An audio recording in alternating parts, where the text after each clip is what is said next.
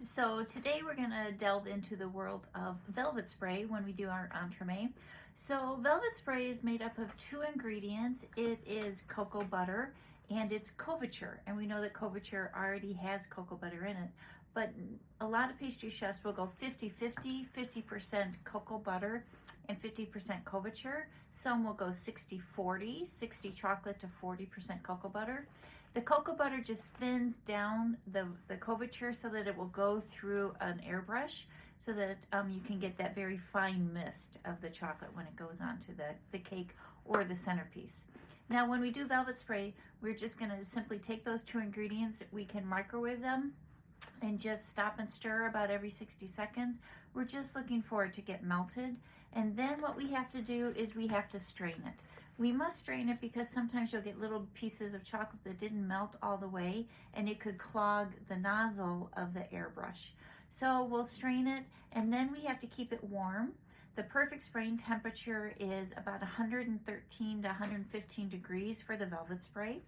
And then once you've strained it, once it's in the base of the airbrush, you can just keep that on a hot water bath. Just don't get any steam into it because we know that cocoa butter does not like steam. And then we'll just set up the airbrush and we'll start to spray. Now, a couple things. One, we have to have a very, very frozen centerpiece or entremet. So it should be in the freezer at least overnight because, again, we need a really cold surface so that when the cocoa butter gets sprayed on it, it sets instantly. And again, that's where we're going to get that velvet texture to it.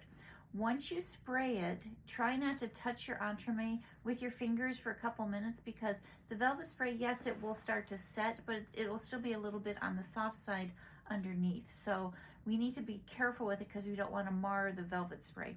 So after we spray, we're going to spray in just quick little motions. We're going to go side to side. And then when we go to the top, again, we're going to go side to side with it. We don't want to overspray because then the cocoa butter and the velvet spray can start to melt and you can get some drips on it. So it's really a one-time spray. When we're in the entremet section, we're going to use velvet spray in a can, which you'll see in the video. It's very, very convenient to use it. The downside is it's really expensive. One can is about $45. And that will get you, maybe 5 or 6 entremets with the velvet spray on it. When we make our velvet spray, the cost goes down considerably because, we already have the cocoa butter in-house, we have the chocolate in-house. So for $45, I could probably spray about 20-25 entremets. So my food cost does go down. But sometimes it's about convenience.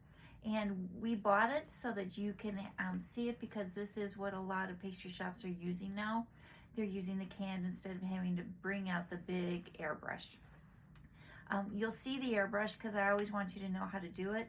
You'll see it when we get into the ice cream section. We're going to do a bomb and we'll be spraying velvet spray with that. So again, I'm going to show you how to velvet spray on our white chocolate pistachio entremet. So the velvet spray I'm using is white. You can use, when you make velvet spray by yourself, you can use any colored chocolate. You could use a white chocolate and the cocoa butter. You can put food coloring in there if you'd like also.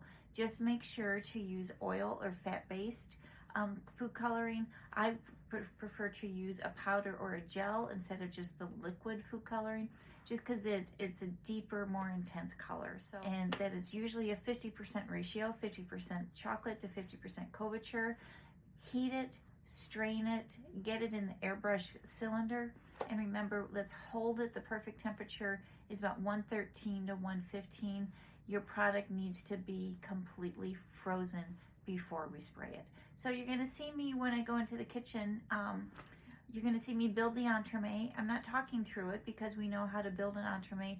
And then the next day, you're going to see me come back and velvet spray. And I'll put our garnish on, and then another entremet is in the books.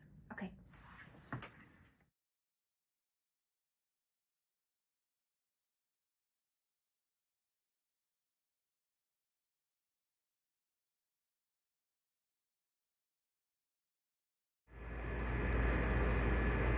So here we have our entremet. It's ready to go. So I'm just going to pop it out of the mold. Now it's really, really frozen because, again, it's been in the blast. So when we do velvet spray again, just like when we did mirror glaze, the product has to be very cold so that when the hot chocolate hits it, it velvetizes right away, or it textures. Now, this first velvet spray we're going to use, this is a canned velvet spray. It's really popular right now. The downside to this velvet spray is that this can is $45. So it's a lot of money, so we go quite sparingly with it. When we get to the chocolate section, I'm going to teach you how to use the big air machine that we have. It's quite loud, but it's like a big industrial paint sprayer, and that would have the velvet spray too. So we're going to talk about that more when we get to that section.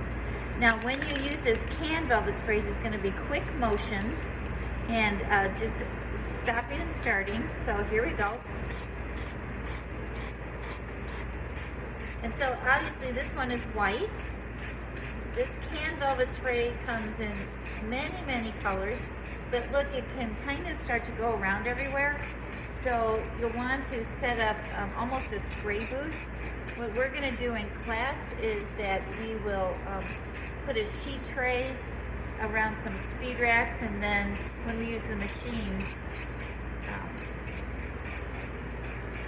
we won't get this velvet spray everywhere. So look how beautiful that is. When I shine in at the very end, you're going to see the actual texture. So again, I wouldn't get this texture if I didn't have my product very frozen and have my velvet spray ready to go. So this looks beautiful. Nothing is showing. If an inlay was there, I've covered it enough.